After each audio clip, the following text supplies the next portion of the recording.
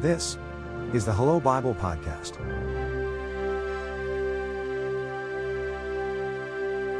Once again, welcome to our Bible study series called Understanding the Book of Revelation.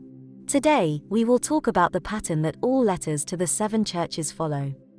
We will also talk about how the churches are connected to each other, just like the 7 lamps in the lampstand are. And just so you don't miss any of our new studies, please follow our page on Facebook, and don't forget to like this video. This series is also available on our YouTube channel, on several podcast platforms, and on our website, hello-bible.com. This is study number 12. Letters with a template. The Bible verse for today is in Revelation chapter 1, verse 20. And the verse says, "The mystery of the 7 stars that you saw in my right hand, and of the 7 golden lampstands is this. The 7 stars are the angels of the 7 churches. And the 7 lampstands are the 7 churches." God is very organized. If we stop to think about all the moments when God appears speaking and instructing human beings, we will see that what He was saying or doing always had an order. We already talked about the first example we see in the Bible. In the last episode, we saw how God divided the week into 7 days. He followed a plan and order. Another example is how He gave all the instructions involving the tabernacle and the routine to be followed. Everything had an order and a reason. We see this organization even in the way the 10 Commandments are divided. The first 4 have to do with our relationship with God, and the last 6 have to do with our relationship with other people. The messages to the 7 churches are no exception. They all follow a format, a template. Before we talk about this template, I want to remind you here that all the churches received the entire book of Revelation. The book was the letter to the churches. But in chapters 2 and 3, we see messages addressed to each of these churches. All the churches saw all the messages, but likely the other churches in Asia Minor also had access to the information in this book. With that in mind, we have to remember that today we can also learn important life lessons from this book. Lessons that can have an impact on our choice for eternal life. As I said before, the 7 letters were written in a very organized way and followed a specific format. They each have 6 parts, and they are recipient, sender, assessment, appeal, call to hear the Spirit, and promise to the one who overcomes. So let's start with the recipient. Every letter has to have a recipient, right? This is something obvious. All the 7 letters in Revelation start with the phrase, "to the angel of the church of," and then it says the name of the church. Revelation 1 verse 20 says that Jesus has in His right hand the church leaders that pass along this message. These leaders are the 7 stars, or as verse 20 says, the angels of the 7 churches. And it is to these angels that the letters are addressed to. In episode 9, we saw that the word angel is used in the Bible not only to refer to celestial beings, but also to the church leader. The word itself means messenger. This messenger of the church is the one who will read the message to the church, as we saw in Revelation 1 verse 3. And according to this verse, the members of the church are called those who hear. And so the recipient of the Revelation letter is the leader of each one of these churches, represented here by the symbol Angel of the Church. Well, the next item in this template is the sender. And this is another thing that every letter has, right? Every letter has someone who is sending the letter. In our case here in Revelation, Jesus is the sender. And this part of the letter starts with this expression, "thus says," or "these things says," which reminds us of the oracles of the Old Testament. And we can see a few examples of these oracles in Jeremiah 34, Ezekiel 11, Zechariah chapter 1, Nahum chapter 1, Isaiah 37, and 2 Samuel 7. Now, look how interesting this is. Do you remember everything we saw about Jesus in Revelation chapter 1?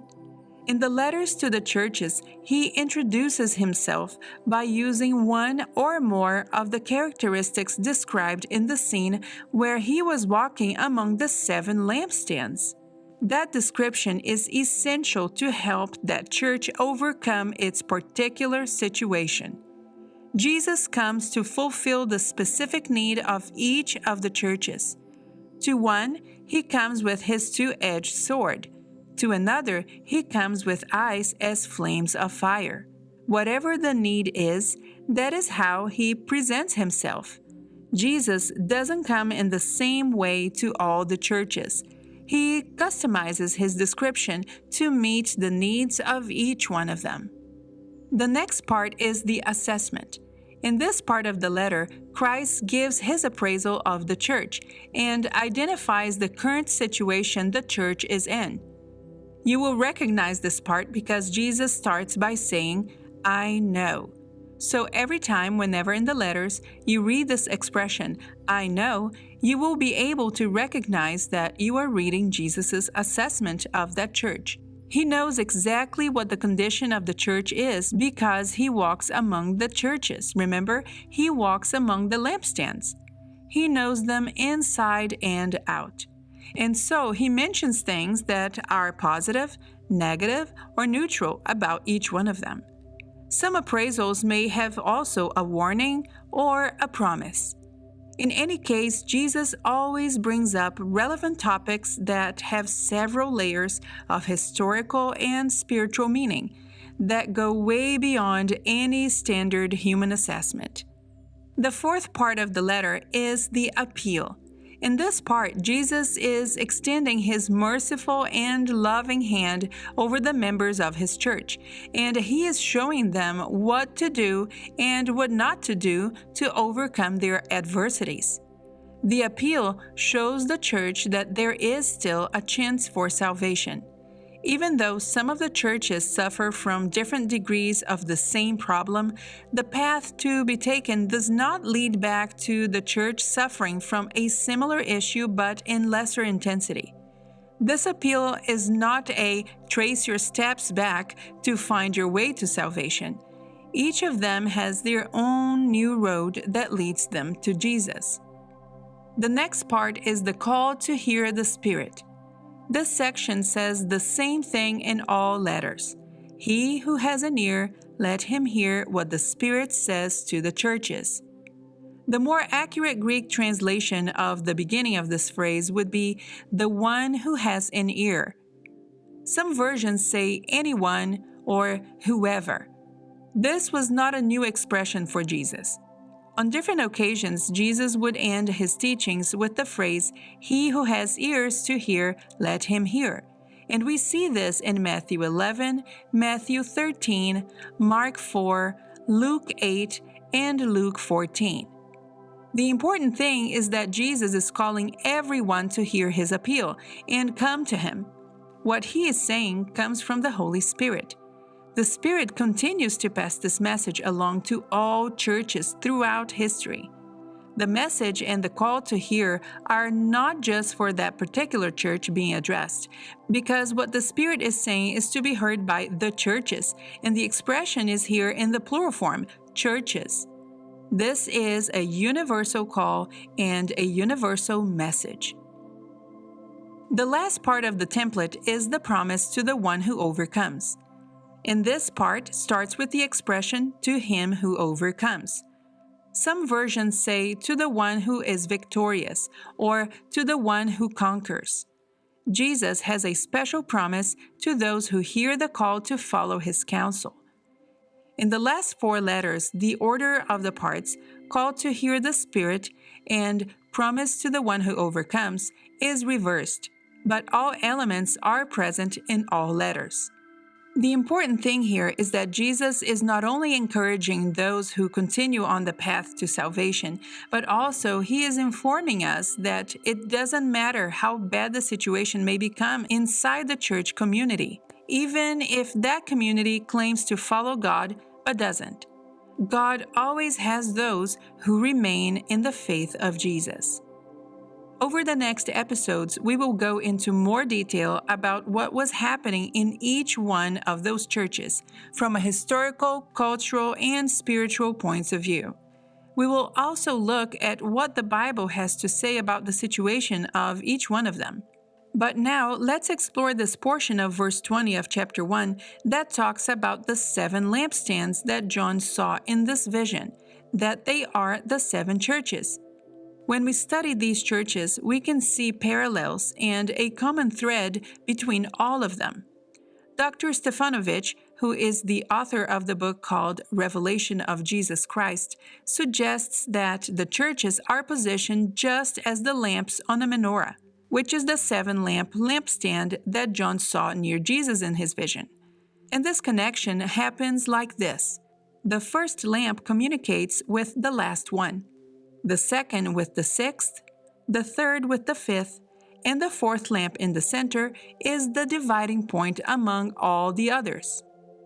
Bringing this comparison to the 7 churches, we can see the connection between them, and this is very important in the study that we will start on each one of these churches over the next episodes.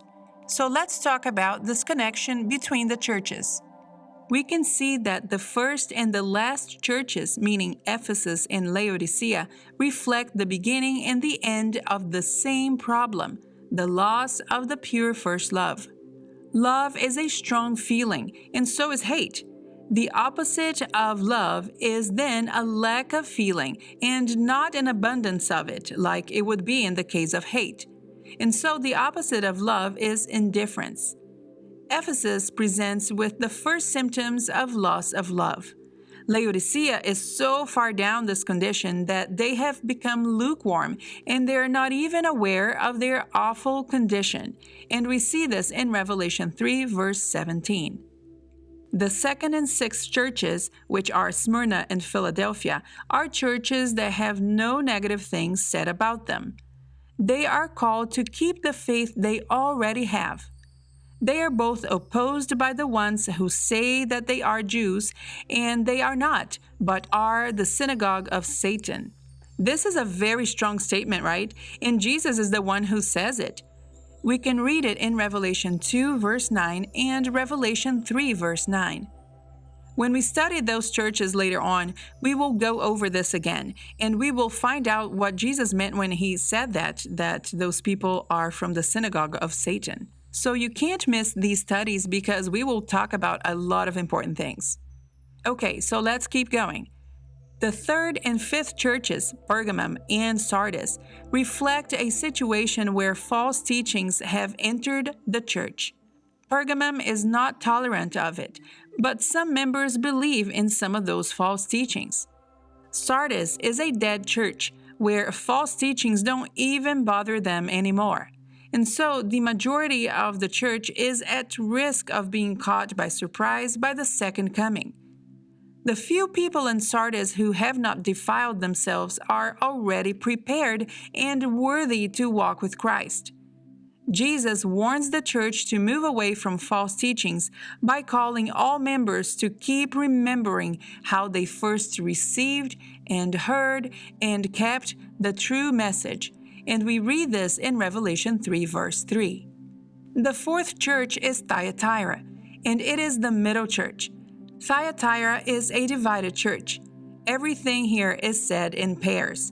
It sits in between the 3rd and the 5th churches, and it is very tolerant of false teachings, but it is still very interested in their good works. This is the longest letter of all 7, and it addresses in a very strong way the issue of the division inside the church regarding doctrine. The final reward for this church will be dispensed according to the type of work the members are involved in.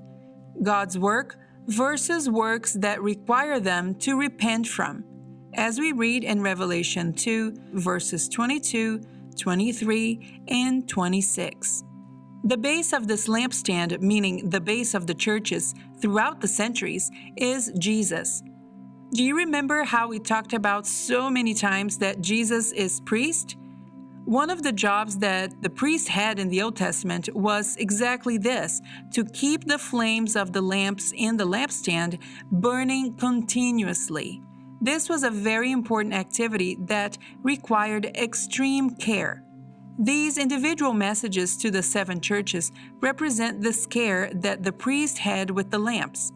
Each of these messages that we read is as if Jesus was making sure the lamps were always open to receive the oil of the Holy Spirit, so they could continue to shine with the flame of the pure and unaltered truth of God. Let's now go to the overview section of our study. The letters to the 7 churches are written in a very organized way. Each one is divided into 6 sections that help us understand the message. In the letters, Jesus presents himself to the churches in a meaningful and customized way. No single church is addressed by all the characteristics of the full Jesus. The needs of the church are different, and he will come to them to fulfill that specific need. As we look at these letters, we can see that Jesus is showing a message that is very relevant to us today. When we stop exercising God's love, we embark on a clear path to complete indifference to God's truth. Love for self grows, and as a consequence, self starts to redefine truth according to its own agenda. Fortunately, we serve a loving God who wants to reassure us that He is the Creator and He can recreate us so we can be with Him and sit by His side on His throne. Nothing is impossible for Him. Nothing can stop Him from saving His remnant, not even a dead church or a self-sufficient and indifferent one. The path of the one who overcomes is a straight path that leads up to Jesus. On the next episode, we are going to situate the church in Ephesus from a historical point of view, as well as from a biblical point of view. We will also talk about who the Nicolaitans were. If you enjoyed today's study, please give this video a thumbs up and don't forget to subscribe to our YouTube channel. Make sure to follow our Facebook page so you don't miss any of our new episodes. Bye-bye. See you on our next episode. See you then.